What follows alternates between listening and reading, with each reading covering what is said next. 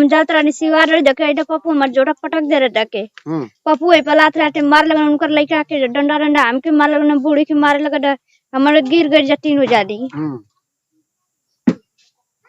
अच्छा ये मतलब कब आपसे पहले उनसे झगड़ा हुआ था हो रहा था ना तब गई थी आप? हाँ सवेरे पर झगड़ा हो रहा था हमको जाता जो सिवा डोरी पप्पू ने मार जोटा पटक दे ना पप्पू बोरे हमके लाते लाते मारे लगा दी पप्पू को डर लगा डंडा लेके दो डंडा के मरना एक डंडा मर्द के मरना पप्पू मरना बूढ़ी के चेट के। तो उससे पहले तो आपका थोड़ा बहुत वार्तालाप भयल हुई उनसे बहस भल हुई ना थोड़ा वो जाए ना तो मैंने कहा गुरु ना तो रखे हमारे गुरु रखा जाता हमको पटा के जब पप्पू जगह पे कद में बाबू हमसे ना जुड़ा थी तो हमारे लड़कन से जुड़वा ले आओ हमारे तो आओ एंतन तो करी तो हमको कहनी कि आओ एंतन करबे तो हम तोरिए तरह हम 10 ना जुड़ा थी अब तो हम जुड़ा थे तो आई ना बस हमन के डंडा लेके आई मार दे ये खरा 1000 कट पाटा दी और कन खाटी के हमन के सास के मरने कपार फाटा वो समय आपके सास के मार देना कपार फट गया समय कोई चुरिया तार कन पाटा दिया है अब उनकी बुढ़ाऊ के मरना सास के मरना है और फिर कल आपके भी मरना है उनके मार के तो मुआई देना मरना है देख मरना मुआई देना। देखिए ये अच्छा ये गमछा मतलब किस अच्छा ये से मतलब ये से पहले का घटना का जी आपका क्या नाम है चाचा जी? शंभू। आपके पत्नी के हत्या कर देना आपका का लड़का? नहीं जी हमारा हत्या मारे थे हमको। अच्छा जी ये तो मतलब आपका पहले आपको मारे थे ना वही लड़का मारे थे आपको जी और आज कल परसों आपकी पत्नी को भी मार दिया आप ही के लड़के जी उसको दोबारा मारे हैं। अच्छा जी पहले भी हत्या मारने का प्रयास किए थे वो जी। अच्छा ये लगा था आप सबसे छोटे हैं क्या? जी। अच्छा ये कब आप घर पे थे कि कहीं बाहर थे? हम बाहर गए थे इस घटना जो हुआ था हम नहीं थे। इससे पहले कई बार झगड़ा हुआ? हाँ बहुत बार झगड़ा हुआ। अच्छा आपको ये विश्वास नहीं था कि भाई आपका जो है एक माँ का जो है हत्या कर देंगे इस तरह से लड़ाई हुआ तो आपको कब पता चला पहले से मालूम हुआ कि नहीं? नहीं जैसे हम यहाँ नहीं थे ये जो घटना हुई तो नहीं हम थे बाहर थे आए उस रात को आए। जैसे फोन पे कब मालूम हुआ कैसे? सुबह 9-10 बजे खबर चल गई थे। अच्छा बताया नहीं गया था कि माँ मर गई है ये हुआ था कि भर्ती है बस कोई बताया नहीं था कि वो मर गई है। अच्छा बताइए मतलब इसे और पहले भी लड़ाई झगड़ा? पहले भी बहुत बार मारे हैं 100 नंबर तो अनगिनत बार आई है बहुत आई है कुछ नहीं की मतलब कई बार झगड़ा हुआ आप लोग के बीच में और 100 नंबर आई समझौता करा के चली गई लेकिन इस बार जो है मौत के घाट उतार दिए आपकी माँ को। हाँ माँ को मौत के घाट उतार दिए। इनका नेचर पहले से ही वैसा नेचर खराब था पहले से ही नेचर पहले से ही खराब था। अच्छा किस बात को चाचा जी किस बात को लेकर झगड़ा किए ये लोग?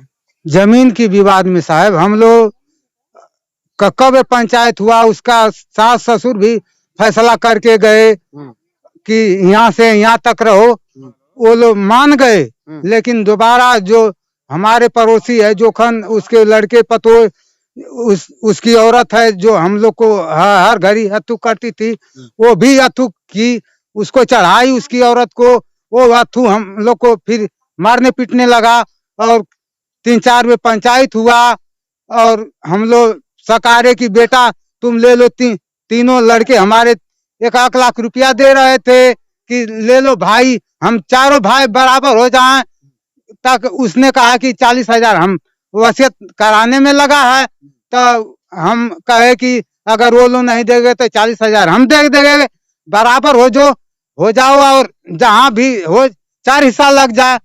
और कोतवाली में भी हम लोग गए तो कोतवाल साहब कहे कि नेता नगाड़ी को लेकर गए कई बेर तब कोतवाल साहब कहे कि ऐसे कोतवाली में फैसला नहीं होता है अगर तुम तैयार हो तो 1/4 अभी हम करवा दे रहे हैं तो वो लोग नेता नगाड़ी सब भागने लगे और वो भी भाग आया।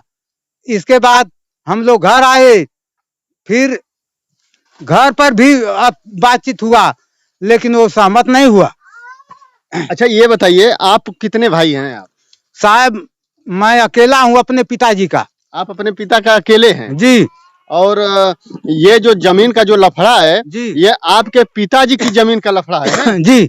यानी कि आपके पिताजी का स्वर्गवास हो गया है जी और उनका उनसे मतलब स्वर्गवास होने से पहले ही वो जमीन अपने मतलब आपके जो लड़के बड़े हैं उनके नाम से कर दिए थे क्या वो उसके ससुर जी ले गए कचहरी में।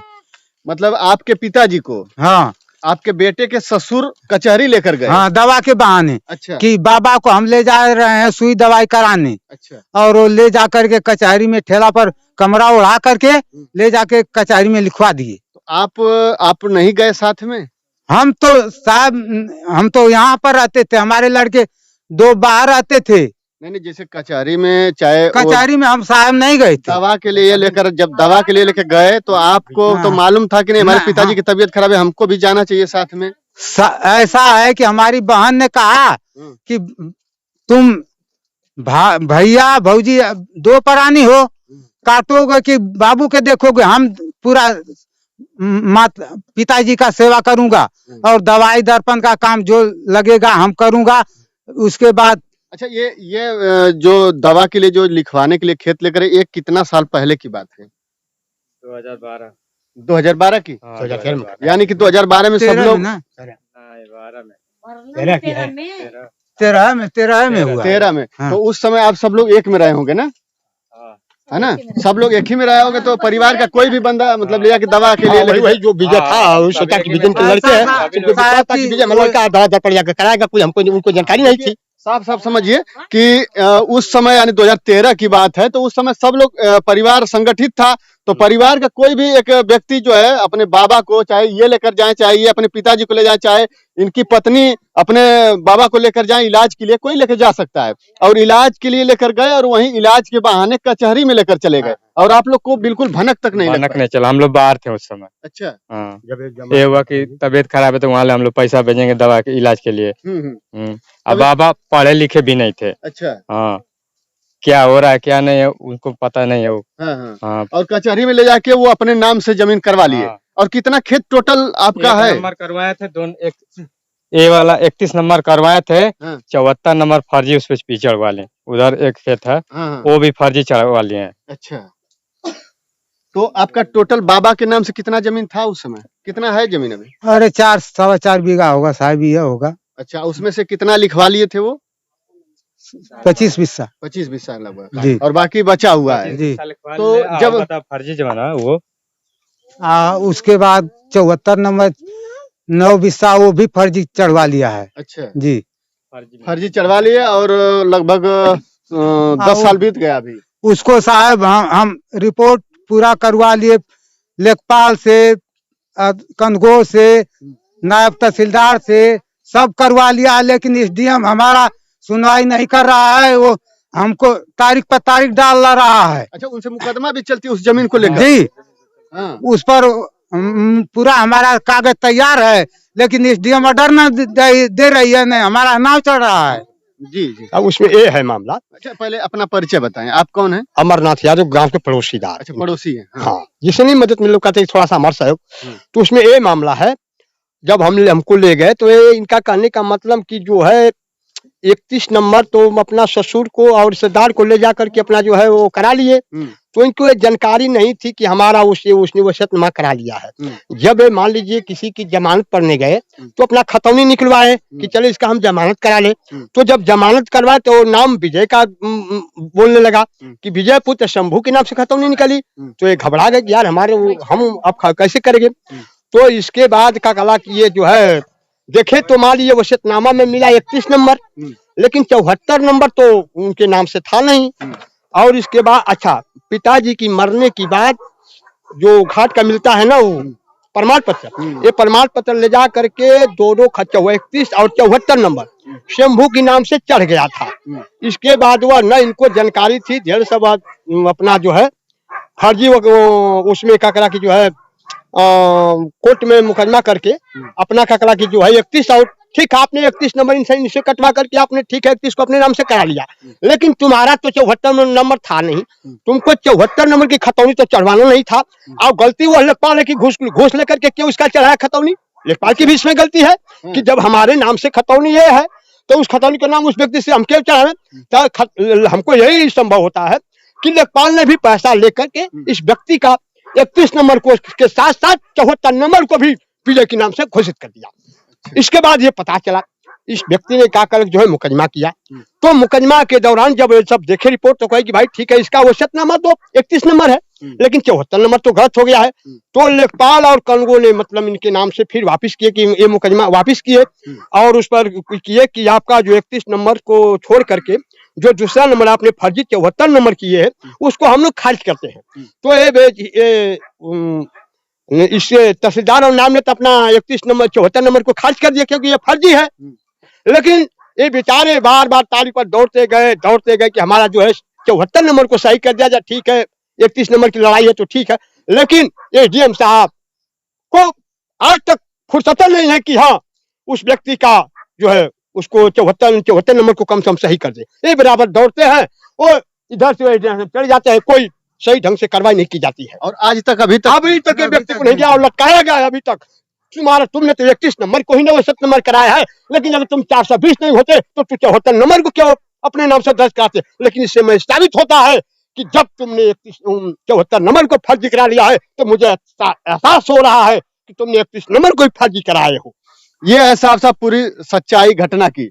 और ये शायद मौत नहीं हुई होती, इनके पत्नी आज हम सबके बीच में रहती, लेकिन जो शासन प्रशासन के लोग हैं, जो ये रजिस्ट्रार ऑफिस के जितने अधिकारी हैं, भू अधिकारी जिसको जमीन के नाप तौल और जो भी मैटर होता है उसको देख रेख करने वाले हैं, वो ऐसे ऐसे मामले को लटका के रखते हैं और उसी को लेकर जो है परिवार के लोग लड़ाई झगड़ा करते हैं। और आज जो है नतीजा ये सामने है कि इनकी पत्नी आज इस दुनिया में नहीं है।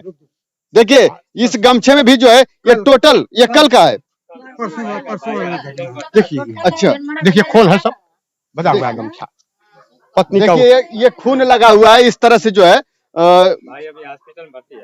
अच्छा वो अभी हॉस्पिटल भर्ती है। भाई हमारा हॉस्पिटल में एडमिट है। उनको भी ज्यादा चोट लगी है? ज्यादा चोट लगा, 16 टाका लगा। 16 टाका सर में कहाँ लगा? सर में।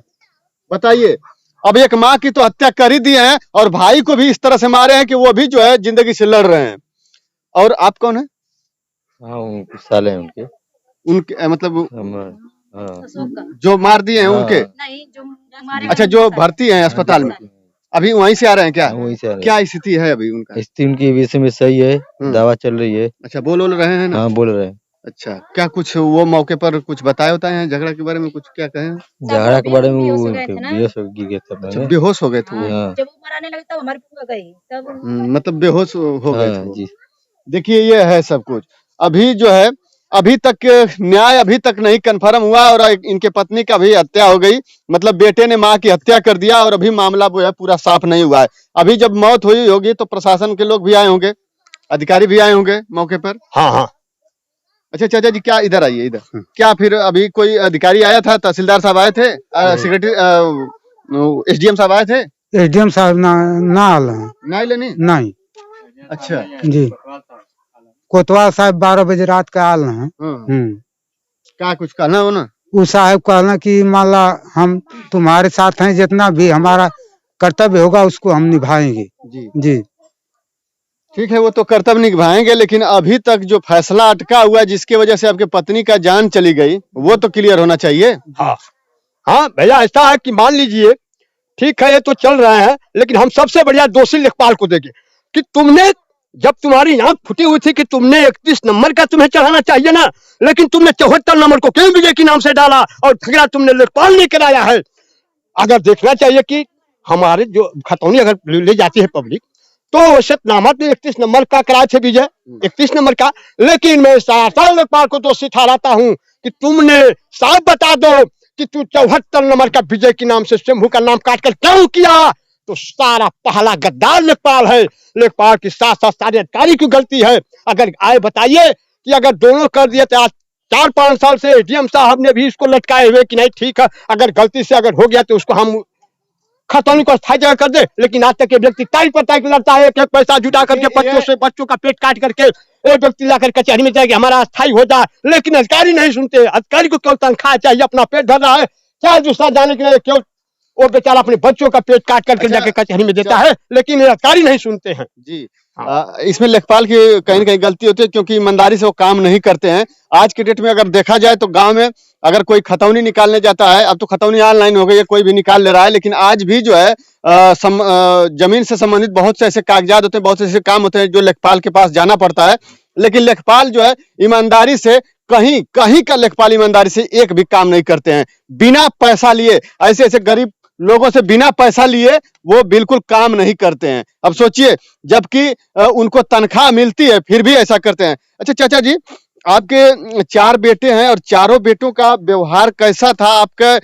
उनका जो ये माँ की हत्या कर दिए, तो क्या उनके बचपन से पालने पोसने में कहीं कमी थी या उनके संस्कार में कमी थी कि ऐसा उनके दिमाग में नेचर आ गया? क्या दिक्कत है? साहब सब कुछ ठीक है, पहले से सभी लड़के सही थे। जब हमारी तीनों लड़कों का शादी हम सबकर कर दिए, तब बड़ी पतोह ने अब अपने पति को बढ़ा करके अपन अलगा हो गई।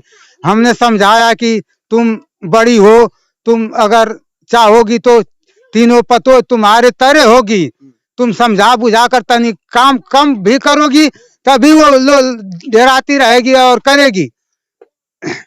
हम उसको मानते थे कि हमारी बड़ी पतोह है, लेकिन वो गद्दार है और अपने नैहर से भी वो मारपीट करती रही। और हम लोग को आते ही चारों पतोह जब बाटुर हुई तो वो अपना करके अलगा करने खाने लगी। अच्छा, उनका शादी उनका कब किए थे आप? 1997 में, 7 मई 97 में। 97 में। कितने लड़के थे उनके जो हत्या किए हैं उनके? 3 लड़के साहब। लड़की? लड़की साहब नहीं है। अच्छा, 3 लड़के ही थे जी। और उधर अलग अलग साइड में रहते थे? जी, पहले गांव में रहते थे वो।